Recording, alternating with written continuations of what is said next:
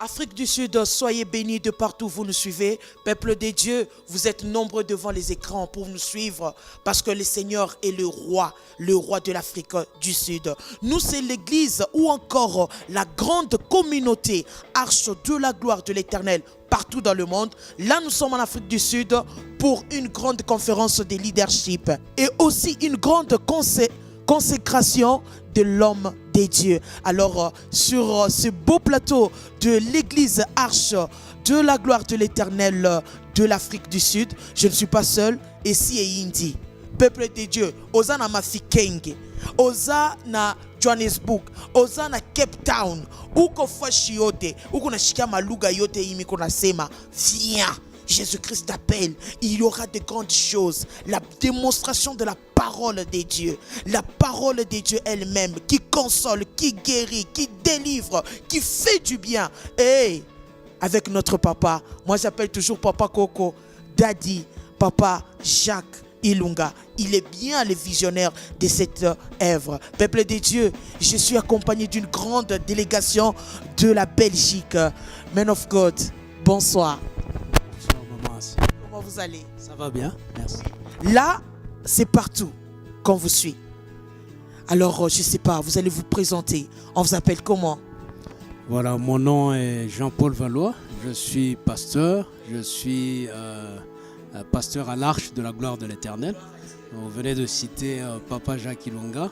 C'est l'apôtre qui conduit la vision. C'est aussi mon père spirituel. Voilà, et donc je suis marié, père de 4 enfants. Et qu'est-ce que vous pouvez dire à Papa Jacques lorsqu'il va vous suivre?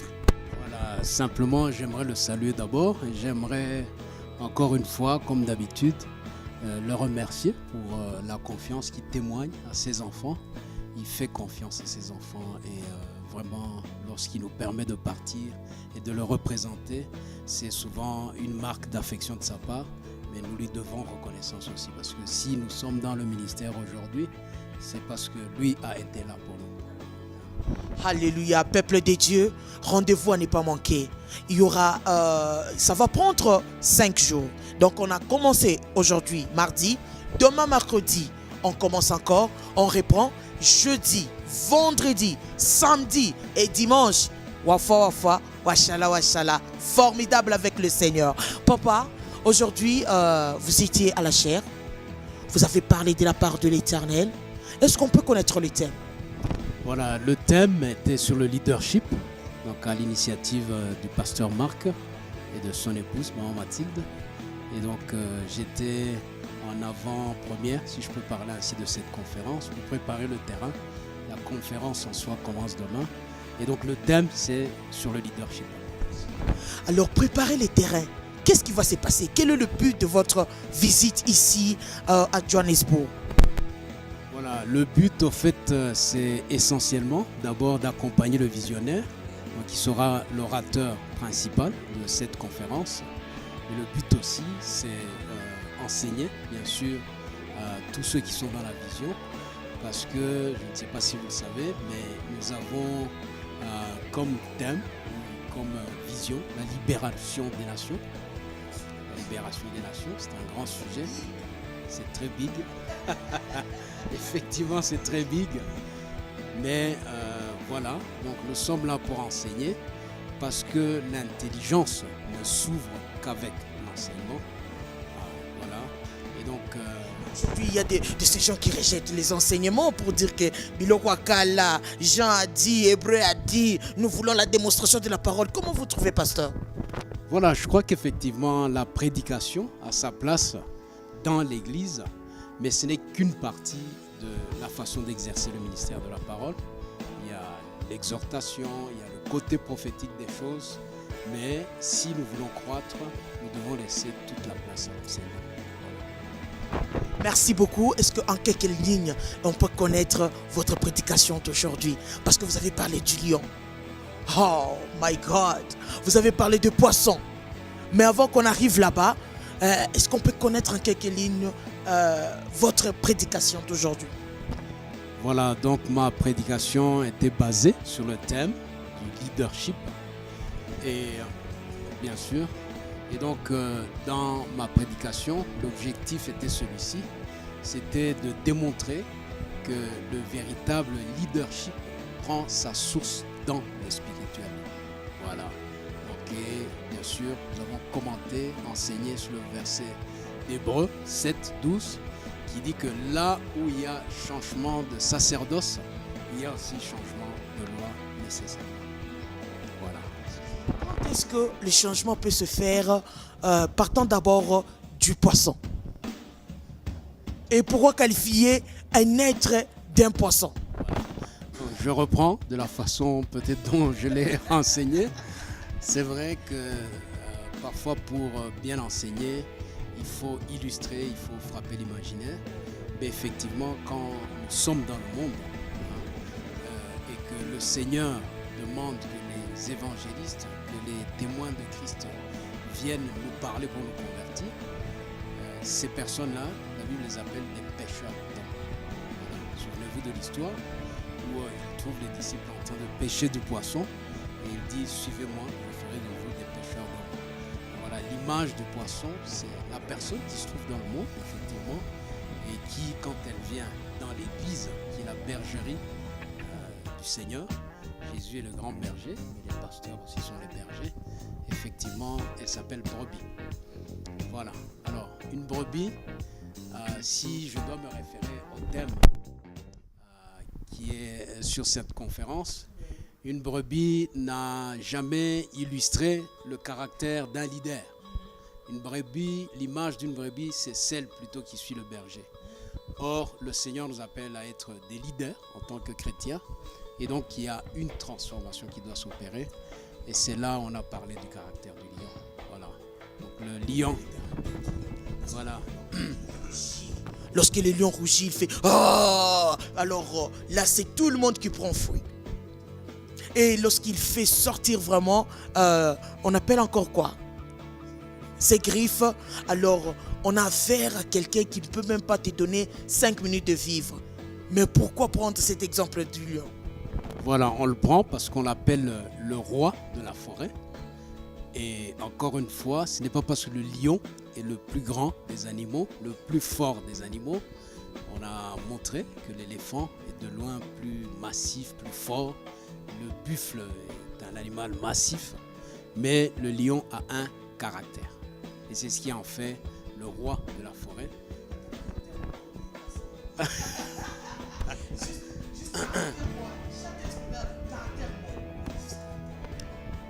Par rapport au lion, vous voulez dire? Voilà. Donc le lion a ceci, c'est que le lion sait ce qu'il veut. Quand le lion se lève le matin, il sait qu'il a une mission. Et le lion ne regarde pas quand il doit chasser, par exemple, à la taille de sa proie. Lui suit sa mission. Il sait qu'il doit attraper sa proie. Et donc, voilà. Dans la vie d'un homme, pour ne pas la traîne, nous devons recevoir une certaine information. Cette information nous apprend, au travers de la Bible, que nous sommes appelés à être un sacerdoce royal. Ça veut dire des gens avec l'autorité. Et c'est là que la transformation doit s'opérer. Nous passons de la brebis au lion. L'aigle. Oh, les lions à 4 pattes. Mais l'aigle, c'est juste ces 2 pieds-là, si on peut appeler comme ça. Pourquoi d'abord finir avec l'aigle? Voilà. Donc en fait, la Bible ne dit rien au hasard. Ces animaux n'ont pas été choisis comme ça. Ce sont des animaux qui sont cités dans la Bible.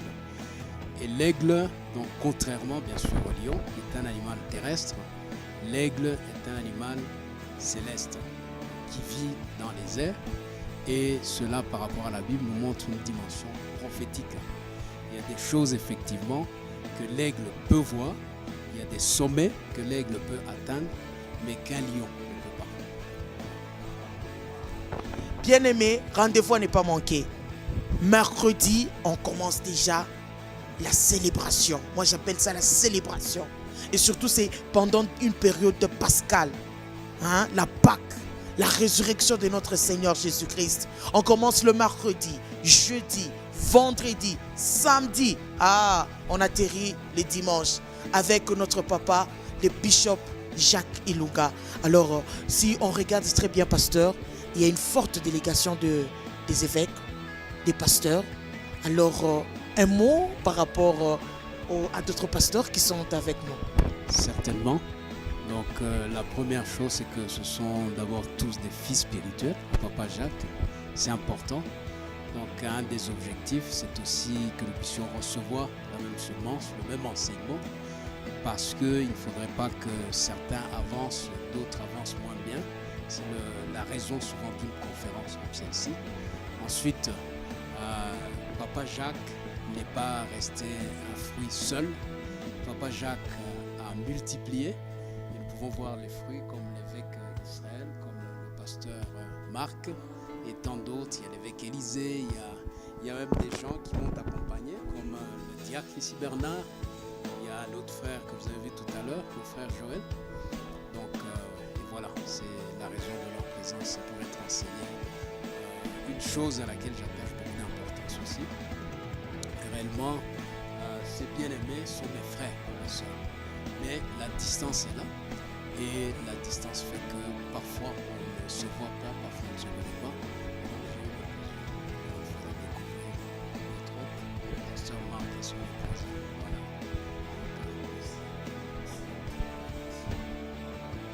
Il y a les Bazungu, il y a les Berushi, Bato Pembe, Bato Mindo, Binonyo Sobozolanda, na mitan Oyo.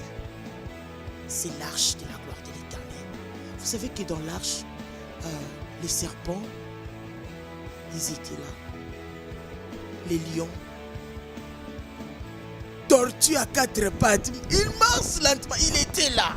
Alors lancez votre invitation. Voilà. Donc merci, sœur Assia. Donc, vous avez lancé l'invitation. J'aimerais ajouter à ce que vous avez dit. Là où vous êtes, ici en Afrique du Sud, vraiment c'est une opportunité.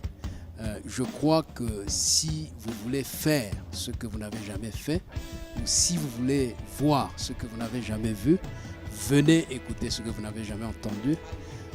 Je connais la personne dont je parle. Bien sûr, je ne vous le... Voilà, donc je voulais dire, c'est un homme comme vous et moi, mais c'est un homme que Dieu a choisi, Dieu a oint d'une manière spéciale. C'est l'apôtre Jacques Ilunga. Et je témoigne de ce qu'il a transformé ma vie, la vie de beaucoup de personnes. Et ce sera lui qui va me nourrir. Il parle lentement et il remonte avec l'Esprit de Dieu. Il remonte. Et lorsque ça impacte ta vie, waouh, là c'est l'explosion. Merci. Diacre, il cala bien, Vanda bien. Waouh. C'est l'ambiance, aimables téléspectateurs, enfants de Dieu, de Mafikenge, de Johannesburg, de partout, là où il y a l'Esprit de Dieu. Nous sommes avec une forte délégation. Diacre, Karibu San. Jésus-Christ en toute langue. Hein? Welcome. No. En français, bienvenue. Merci. Comment vous allez? Très bien. Très bien. On a besoin de vous connaître. Je suis Bernard. Oui. Je suis diacre à l'église de Jacques Ilunga à Bruxelles. Ça fait 17 ans que j'ai fait sa rencontre. Mais la rencontre avec le Seigneur avant. 17 ans. Mais c'est quelque chose qu'il faut vivre. On ne peut pas rester insensible à la parole de Dieu. Un jour, cette parole nous change, nous transforme. Et à travers l'enseignement de l'apôtre, à travers ses voyages, j'ai voyagé beaucoup avec lui au début. Maintenant, je suis marié, j'ai un enfant. Les voyages se font de moins en moins, mais quand j'ai la possibilité de voyager avec lui, de l'escorter et le soutenir dans l'intérieur, je suis là. J'aimerais savoir quand même, le Dieu des 17 ans, qui a changé votre vie. Aujourd'hui, vous parlez de Jésus-Christ. Vous édifiez beaucoup de gens. Qu'est-ce que ce Dieu-là a fait pour vous à travers l'homme de Dieu, le bishop Jacques Ilunga? Dieu m'a touché à travers une situation beaucoup du monde. Au départ, j'étais un raciste. Je n'allais pas voir un noir, ni un africain d'Afrique du Nord, ni un asiatique. Mais Dieu m'a touché et en me touchant, il m'a donné des capacités prophétiques et tout. Et j'ai fait la rencontre de l'apôtre Jacques une fois en Belgique. Et Dieu m'a conseillé de tout lâcher en France. La foi et je suis là, voilà. Vraiment, ça c'est un miracle, aimables téléspectateurs. Quelqu'un qui ne supportait pas de noir, qui ne supportait pas d'autre peau en dehors de sa peau. Mais aujourd'hui, et pour preuve de cela, vous avez épousé une noire. Ouais, une Congolaise de Lubumbashi. Waouh, gloire à Dieu, gloire à Dieu. La nourriture, on l'a quand la parole est prêchée telle, sans nourriture, sans modification, et c'est cette parole qui transforme les gens. Le monde va de plus en plus mal, et les gens doivent se tourner vers cette parole. C'est cette parole qui va les sauver de la damnation éternelle, c'est cette parole qui va leur donner la vie éternelle, et c'est cette parole qui va les faire grandir dans l'amour du Christ. Il y a alors un mot à tous celui qui va vous suivre, qui est encore dans ces histoires-là, de racisme, de vol, banditisme. Il dit, bon, accepter Jésus-Christ, c'est pas important. Quel est le message clé que vous pouvez lui annoncer? Quel est le Jésus-Christ qui a changé votre vie? Aujourd'hui, vous portez la bonne nouvelle. Qu'est-ce que vous pouvez leur dire? Si vous m'écoutez, il faut pas endurcir son cœur. Croire à la parole de Dieu. Croire et venir avec un cœur ouvert, un cœur sincère, un cœur pur. Et le reste, c'est la parole et Jésus va venir vous visiter, Jésus va venir vous parler dans votre cœur et va venir vous parler audiblement aussi. Il n'y a pas 36 solutions. Dieu est vivant, Jésus est vivant. Voilà, c'est ça. Si tu veux avoir la vie éternelle, si tu veux avoir cet amour pour les uns et les autres, ici on est en Afrique du Sud, il y a eu l'apartheid, mais la haine est toujours là, la méchanceté est toujours là. Le seul qui peut te guérir, c'est Jésus. Viens à l'intervention, tu seras transformé et ta famille sera sauvée à travers toi. Comment tu adores ce Jésus? Est-ce que tu peux parler 2 mots, 3 mots à Jésus? Comment tu peux le présenter aujourd'hui? Si on vous disait non, évangéliste ou bien intercesseur ou bien prophète, comment présentez-vous Jésus dans 2 mots? Je sais qu'il est en moi. Je sais qu'il est en moi, je sais qu'il vit en moi et je sais qu'il me parle à travers sa parole et qu'il me parle aussi audiblement. Un passage dans la parole qui dit qu'il n'y a aucune autre condamnation pour ceux qui sont en Jésus-Christ. Je dis qu'on est en Christ, rien ne peut nous arriver. Nous sommes une arme puissante, nous sommes une arme atomique, on peut arrêter les tempêtes, on peut arrêter tout. Voilà. C'est ça. Voilà la puissance du Christ en nous. Voilà. Jusqu'à demain, tu ne vas pas te fatiguer. Non, je ne vais pas me fatiguer. J'ai fait des grandes expériences avec lui, je continue à en faire. Et je sais que quoi qu'il m'arrive, même si je suis tué, même s'il m'arrive quelque chose, je sais que j'ai la vie éternelle. C'est le principal. C'est ça. C'est ça. Merci. Alors, peuple des dieux, je ne vais pas chiter comme ça.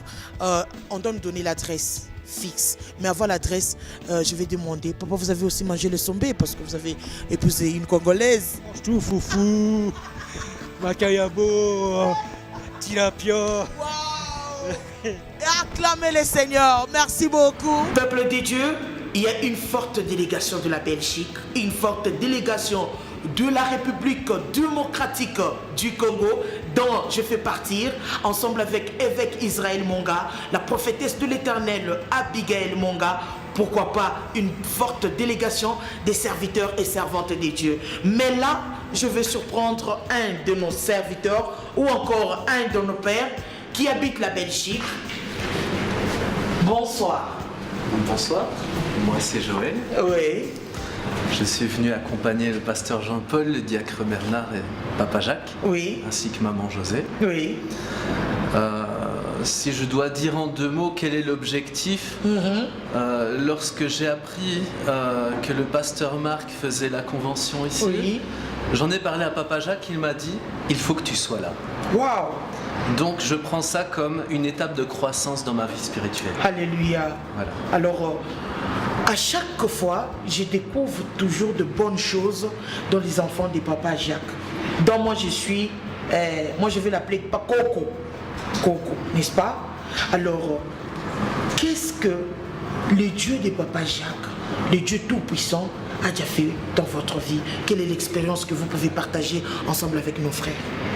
Eh bien, si je dois dire en quelques mots ce que Dieu a fait pour moi, c'est assez surprenant. Dieu m'a arraché de l'homosexualité. Oh my God! Voilà. Waouh! Expliquez-vous très bien. Et regardez très bien la caméra. Je pense que oui, quand Dieu transforme, Dieu transforme. Dieu ne fait pas les choses à moitié. C'était comment votre vie? En quelques lignes? Ma vie, je ne vais pas rentrer dans les détails, Oui. mais elle était vraiment basse. Waouh! Et le Seigneur m'a relevé. Et aujourd'hui? Aujourd'hui, j'envisage de me marier. Waouh! J'attends l'épouse avec impatience. Et Qu'elle ne soit pas congolaise, hein? ça, j'en sais rien. Oh! Oui, oui. Dieu sait. Oui, Dieu sait. Il est souverain. Amen. Il est souverain. Yes. Yes. Speak in English, please. What do you want me to say? God bless you too. God bless you. Ah, alors un message en anglais à tout celui qui est encore dans l'homosexualité, qui ne veut pas donner sa vie à Jésus-Christ. Un mot en anglais. You probably feel empty if you are in the world. And the only one able to fill the emptiness of your heart is Jesus Christ. And He doesn't come only to fill your heart, He comes to transform your life. So get ready. Alléluia. Thank you, man of God. Thank you too. Unayosema mimi nayo pa kusema man of God. Ibingine mishijo. Unayo kusema Swahili. I don't understand. Bonsoir, pasteur Marc. Bonsoir. Il est pasteur de l'Arche de la Gloire de l'Éternel ici à Johannesburg. Pasteur, vous allez bien? Je vais très bien. Un peu de stress, hein? Un peu, mais ça va. Le Seigneur nous assiste. Ça va. Là, vous êtes en direct De Johannesburg. de Johannesburg. Oui, nous sommes à Oui. North Riding, Oui. au coin New Market Road Oui, et oui. Witkoppen, au Northland Corner Shopping Center, Ok. au premier niveau. En Zulu la Montée. Si vous pouvez encore refaire l'adresse, oui. Ok. Coin New Market Road New Market Road. et Witkoppen Road. Ok. Le nom du bâtiment, c'est Northland Oui. Corner Shopping Center. On est au premier niveau, au bloc C. Et la manifestation de la gloire de l'Éternel. Et la manifestation va se dérouler comment? La manifestation, c'est à partir d'aujourd'hui Oui. jusqu'au dimanche, Oui. Mardi, mardi, mercredi, jeudi, vendredi, samedi, dimanche. suivi de la consécration. De la consécration. La consécration de qui? On cache d'abord, hein? On cache. Rendez-vous les dimanches. Les dimanches à 14h. À 14h pour avoir une très bonne place. Venez voir. En anglais, le message. Can you join us for this leadership conference started on Tuesday to Sunday from 6 From 6 p.m. to 9 p.m. during the week, Tuesday to Saturday, and on Sunday we start at 2 p.m. and we close with the consecration. God bless you.